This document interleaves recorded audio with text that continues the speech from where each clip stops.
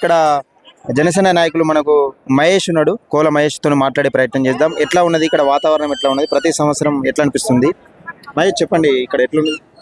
ఇక్కడ గంగాధర నుంచి మనకు ఇక్కడ ఈ గుట్టలలో చెట్లలో ఈ చెట్ల మధ్యలో చెట్లు పొలాలు మంచి వాతావరణ ప్రకృతి వనంలో మనకు సమ్మక్క సారక్క వాళ్ళు సమ్మక్క సారక్క కుంకుమవాణి రూపంలో ఇక్కడ వెలిసిన సందర్భంగా మనం 3 సంవత్సరాల నుంచి ఇప్పటి వరకు ఇక్కడ ఒక జాతరగా మనందరం మంచిగా జరుపుకుంటున్నాం.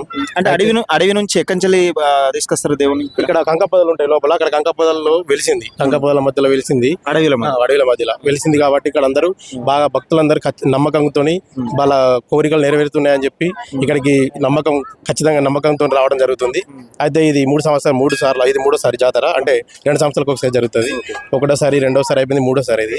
మూడోసారి అంటే ఇప్పుడు కొంచెం డెవలప్మెంట్ అయిపోయింది. కొంచెం చాలా మంది భక్త జనం చాలా కనబడుతున్నారు ఇక్కడ. అంటే అంతకుముందు చూసినప్పుడు కూడా ఈ తోవలన్నీ కొంచెం మంచిగా లేవు, పొలాలు కానీ చెట్లు కానీ అంతా ఓపెన్ ప్లేస్ ఉంటుండే. ఇప్పుడు కొంచెం డెవలప్మెంట్ చేశారు. ఇక్కడ ఏదైతే ఇక్కడ సమ్మక్క సారక్క కమిటీ ఉందో, కమిటీ వాళ్ళు కొంచెం డెవలప్మెంట్ చేశారు. వారికి కూడా కొంచెం ఇక్కడ ఉన్న వర్గాలు ఏమన్నా మన మెడికల్ సత్యం గారు కానీ వీరు కానీ కొంచెం అందరూ ఆదుకోవాలి, చూసుకొని కొంచెం వాళ్ళ వరకు కొంచెం ఫండ్స్ అనేటివి పెడితే ఇక్కడ మంచిగా డెవలప్మెంట్ చేసుకునే అవకాశం ఉంటుంది. ఇదే కాకుండా ఇంకొక భక్తులు కూడా అధిక సంఖ్యలో వస్తారు. ఎంత డెవలప్మెంట్ జరిగితే అంత భక్తులు ఎక్కువగా వచ్చి ఇక్కడ మనకు ఏంటిది మన దర్శనానికి చేసుకోవడానికి అవకాశం కలుగుతుంది. కాబట్టి ఇది అందరూ కొంచెం దృష్టిలో పెట్టుకొని మనకు వారే కాకుండా కొంచెం చందాల రూపంగా కూడా వేరే పెద్ద పెద్ద నాయకులు ఉన్నారు. అంటే ఇంకా పెద్దగా ఇంకా డెవలప్ చేసే అవకాశం ఏమైనా ఉన్నదా ఇక్కడ? గుడి ఇలాంటి ఇంకా నిర్మాణాలు, ఇంకా గుడి అంటే సమ్మక్క సారక్క గుడి అనేది ఉండదు. ఏమన్నా గద్దెలే ఉంటాయి. అవి గద్దెలే ఉంటాయి కాబట్టి మనం ఏంటంటే ఏముంది ఇక్కడ రోడ్లు కానీ ఇక్కడ ఉండడానికి ఖాళీ ప్లేస్ ఏదైతే గుట్టలు చెట్లు ఉన్నాయో ఇంకొంచెం వెడల్పుగా చేసుకుంటే మనకు భక్తులు కూడా అధిక సంఖ్యలో వచ్చి కూర్చోవడానికి కానీ వారికి మంచిగా వసతులు వనభోజనాల లాగా కూర్చోవడానికి కానీ వసతులు బాగుంటాయి. వసతులు ఉన్నప్పుడే భక్తులు ఎక్కువ రావడానికి అవకాశం ఉంటుంది. ఇప్పుడు వసతులు లేకుండా దగ్గర చిన్నగా ఇరుగురుకు తవ్వలు లేకపోతే ఇరుగురుకు బండరాల మధ్యలో ఇప్పుడు చిన్నగా చేసుకొచ్చుకున్నారు. ఇది ఏదో వీళ్ళకు సాధ్యమైనంత వరకు చేసుకున్నారు ఇప్పుడు కమిటీకి. అదే కొంచెం అందరూ చేతి వేసి మంచిగా ఒక సహాయం చేస్తే కొంచెం వెడల్పు చేసుకొని మంచిగా అవకాశం ఉంటుందని మేము భావిస్తున్నాం.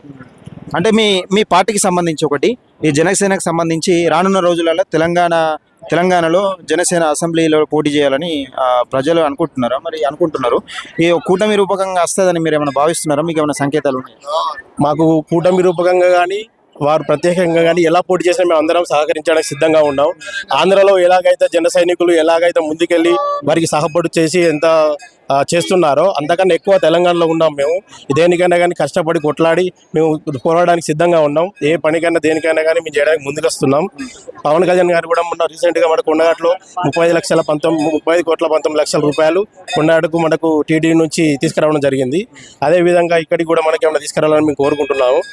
ఇదే విధంగా అంటే ఆంధ్రలో టీడీపీ, జనసేన, బీజేపీ కూటమితోనే ప్రభుత్వం ఏర్పడ్డది.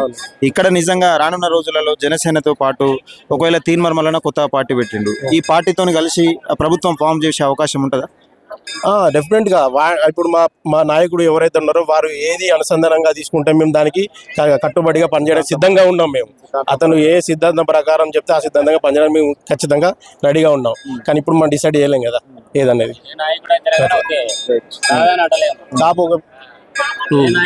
ప్రభుత్వాన్ని ఫామ్ చేసేందుకు ఏ నాయకునితోనే జనసేన పొత్తు పెట్టుకున్నా కానీ కలిసి పనిచేయడానికి జనసేన సైనికులు సిద్ధంగా ఉన్నారని ఇక్కడ చెప్తా ఉన్నారు.